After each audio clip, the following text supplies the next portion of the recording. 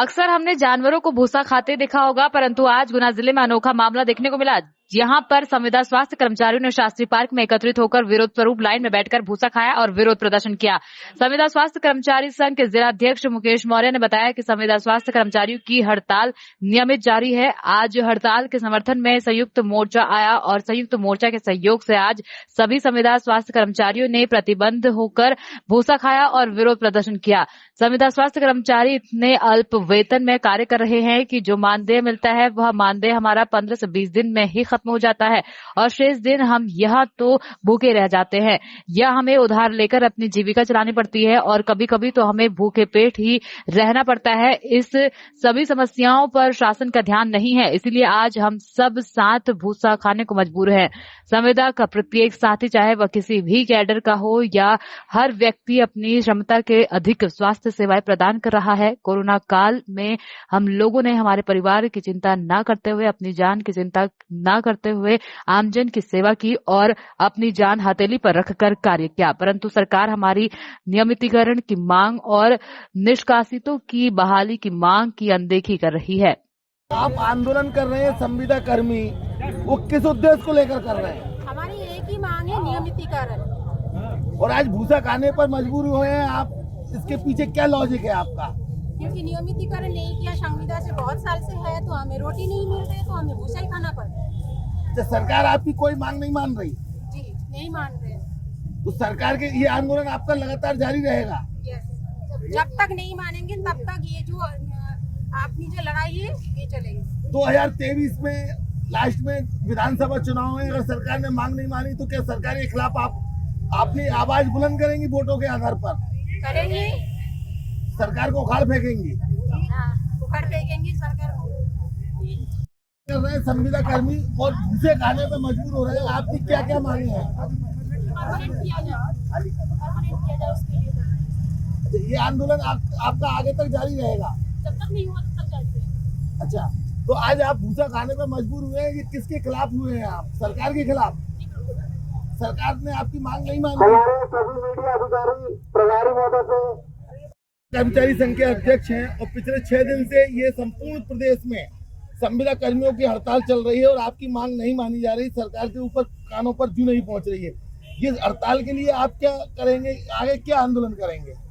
आज तो जिस तरह से हम लोगों ने भूस आंदोलन का कार्यक्रम रखा है, सरकार हमारी मांगे नहीं मान रही है। हम उन्हें ये दिखाना चाहते हैं कि जो आप तनख्वाह दे रहे हो उस तनख्वाह में हमारा घर केवल भूस खा के ही चल सकता है। इतनी तनख्वाह में इतना ही काम हो सकता है ना। और आगे हम इससे बड़े आंदोलन करना चाहते हैं। जब तक नियमितीकरण नहीं होगा हम ऐसे ही आंदोलन करते रहेंगे। हमारे बीच में संयुक्त भूसा खाकर अपनी हड़ताल का वो करना पड़ रहा है और हम सरकार से विनम्र शब्दों में कहना चाहते हैं कि सरकार इनकी मांगों पर गंभीरता पूर्वक विचार करके इनके नियमितीकरण के राह आसान करे और उनके आदेश जारी करे। अन्यथा मध्य प्रदेश सरकार के खिलाफ मध्य प्रदेश के अधिकारी कर्मचारियों में भारी रोष है। उसी में ये प्रथम चरण है जिसमें स्वास्थ्य कर्मचारियों ने काम बंद करके संविदा के साथियों ने आज वापस हड़ताल शुरू की है और निकट भविष्य में स्वास्थ्य महकमे के सारे लोग कल से ही हड़ताल पर आने वाले हैं और 6 तारीख को अधिकारी कर्मचारी संयुक्त मोर्चा के नेतृत्व में अगला चरण आंदोलन भी हमारा शुरू हो रहा है, जो सरकार को चेतावनी के रूप में हम रखना चाहते हैं। सरकार मध्य प्रदेश के शासकीय सेवकों के साथ दोहरा व्यवहार न करे और उनकी मांगों का तत्काल निराकरण करे, अन्यथा इस सरकार को उखाड़ फेंकने में भी अब ये मध्य प्रदेश के अधिकारी कर्मचारी पीछे नहीं हटेंगे। यह मैं आपको बता देना चाहता हूँ। ये क्या आप आंदोलन कर रहे हो? उन्हें ना तो संविदा का अधिकार दिया, वर्षों से नौकरी कर रही है और स्वास्थ्य कर्मियों से ज्यादा वर्क उनके ऊपर डाल दिया गया है सरकार ने।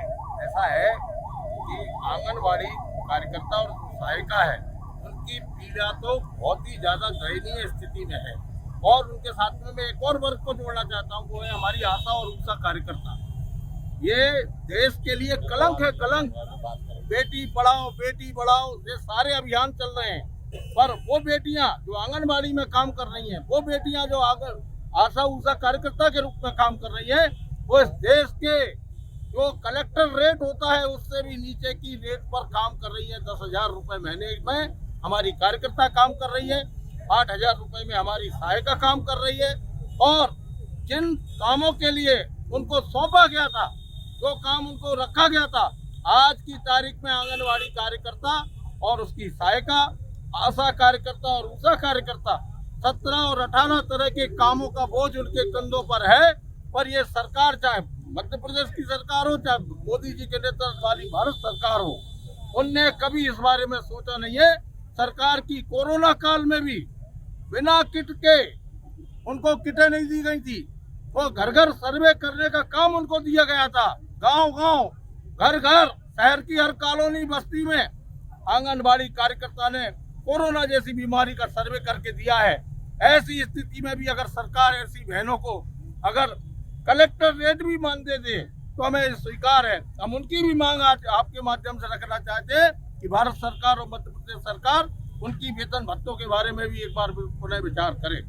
की हड़ताल का नेतृत्व कर रही हैं, तो आपका क्या विचार है कि ये नियमितीकरण कब तक होना चाहिए, क्यों नहीं हो रहा? 2018 की नीति तो बन चुकी है, ऐसा बार बार हम लोगों को बताया जाता है शासन की तरफ से कि वित्त विभाग में आपकी नीति है और बन चुकी है, लेकिन आज 2018 को 4 साल हो गए हैं लेकिन वो लागू नहीं हुई। वो किस गति से चल रही है, कछुआ भी तेज चलता है लेकिन हमारी नीति वही ज्यों की त्यों पड़ी हुई है। और आज हम फिर इस पंडाल के नीचे बैठकर हाँ खा रहे हैं कि हम लोगों का नियमितीकरण किया जाए या उसके समकक्ष किया जाए। और मामा जी को हम लोग पहले भी मिलकर आए थे और उनको अपनी आप नीति सुनाई थी कि अप्रेजल के नाम पर हम लोगों को निकाला जाता है, हमारे संग दुर्व्यवहार किया जाता है, तब उस नीति को खत्म करा पाए हैं। और आज हम लोग फिर संयुक्त मोर्चा के तत्वाधान में वही मांग रख रहे हैं कि हम लोगों का नियमितीकरण क्यों नहीं। अंग्रेज चले गए लेकिन नीतियां क्यों वैसी की वैसी ही रखी हुई हैं।